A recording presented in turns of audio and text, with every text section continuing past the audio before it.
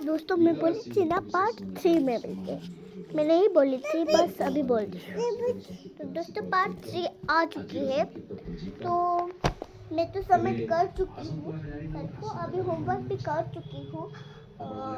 अब चलो कुछ हमारी मैथ तो खत्म हो गए, अब इंग्लिश निकाल के कुछ लिखते हैं। हाँ କିଏ କରିଦେଇଛି ମୁଁ ଲେଟର हाँ ମୁଁ ସୀମା କରିଦେଲା ବେଲେ ମତେ ଆଜି ଆଜି ଆମକୁ ଜଣା ନା କି ସୀମା କରିଦେଲା ବେଲେ ମୁଁ କରିଦେଲେ ଦେଖାଯାଉଛି ସେମାନେ ଛୁଇଁବି ନାହାନ୍ତି ଥେଲା ଥାଉ ଦିନ କରିଦେଲା ଦେଖିବାକୁ ମିଳୁଛି କରିଦେ ବୋଲି କହିଲାରୁ ରାସ୍ତାଘାଟରେ ଆପଣମାନେ ଗାଡ଼ି ଚଲେଇଲା ବେଳେ ସାବଧାନ ସହିତ ଚଲାନ୍ତୁ। କୁହୁଡ଼ି ପଡ଼ିକି ପୁରା ଏକଦମ ଧୂଆଁଳିଆ ଦେଖାଯାଉଛି। ଛୁକୁଛନ୍ତି ତାଙ୍କେ ମୁଛୁଡ଼ି ହେଇଗଲେ। ତ दोस्तों ଆସନ୍ତାକାଲି ମଙ୍ଗଳବାର लिखते हैं ପୌଷ ମାସ ମାଘ ମାସ କୃଷ୍ଣ ପକ୍ଷ ତୃତୀୟା ତିଥି 6 ତାରିଖ 6/1/2026 ସୂର୍ଯ୍ୟ ଉଦୟ ଆସନ୍ତାକାଲି ଅଛନ୍ତି 6:26:43 ଆଉ ସୂର୍ଯ୍ୟାସ୍ତ ଅଛନ୍ତି 5:18:1 ଆଉ ଆସନ୍ତାକାଲି ଚତୁର୍ଥୀର ଏକୋଇଶ ପାର୍ବଣ ଶ୍ରାଦ୍ଧ ତଥା ଆସନ୍ତାକାଲି ପୋଟଳ ଭକ୍ଷଣ ନିଷେଧ ସକାଳ 8:05 ପର୍ଯ୍ୟନ୍ତ, ପୁଣି ସକାଳ 8:05 ପରେ ମୂଳା ଭକ୍ଷଣ ନିଷେଧ। ତେବେ ଆସିବା ଜାଣନ୍ତୁ ଆସନ୍ତାକାଲିର ଶୁଭ ବେଳା କ'ଣ ରହିଛି।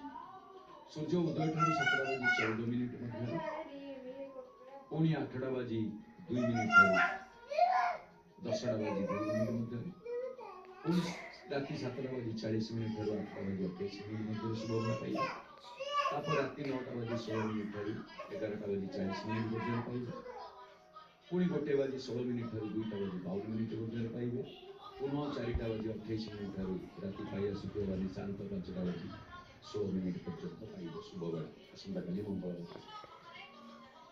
ଆସନ୍ତାକାଲି ମାହେନ୍ଦ୍ର ବେଳା ମଧ୍ୟ ରହିଛି ସୂର୍ଯ୍ୟାସ୍ତ ଠାରୁ 7:38 ପର୍ଯ୍ୟନ୍ତ। ତେଣୁ ବଡ଼ ଦେଉଳ ସାମ୍ନାରେ ପୁରା ଫାଙ୍କା। ଆଉ ଭକ୍ତମାନଙ୍କୁ ବେରିକେଡରେ ରୋକି ଦିଆଯାଇଛି। ଭକ୍ତ କିଏ ହାତ ଟେକି ଜୟ ଧ୍ୱନି କରୁଛନ୍ତି, ଦେଖୁଛନ୍ତି ଆପଣ। କେବଳ କିଛି ଭକ୍ତ ଯିଏ ଭିତରୁ ଆସିଛନ୍ତି ଗଣି ହେଇଯାଉଛି 1 2 3 4 ଏପଟେ ଜଣେ 5 ଛୁଆଟେ 6 ଆଉ ଗୋଟେ 7 ଦି ଜଣ ଛୁଆ ଦର୍ଶନ କରିକି ମହାପ୍ରଭୁଙ୍କୁ ଫେରୁଥିବା ଭକ୍ତମାନଙ୍କୁ ଦେଖି ଜୟ ଧ୍ୱନି କରୁଛନ୍ତି। ଅରେ ପିଲେ ପିଲାବେଳେ ପାଦପଞ୍ଚଳ ସେଥିରେ ଜଣାଉଛି। ତେବେ ଆସନ୍ତୁ ଜାଣି ନେବା କ'ଣ ରହିଛି 12ଟି ଯାକ ରାଶିଙ୍କର ଆସନ୍ତାକାଲିର ସଂକ୍ଷିପ୍ତ ରାଶିଫଳ।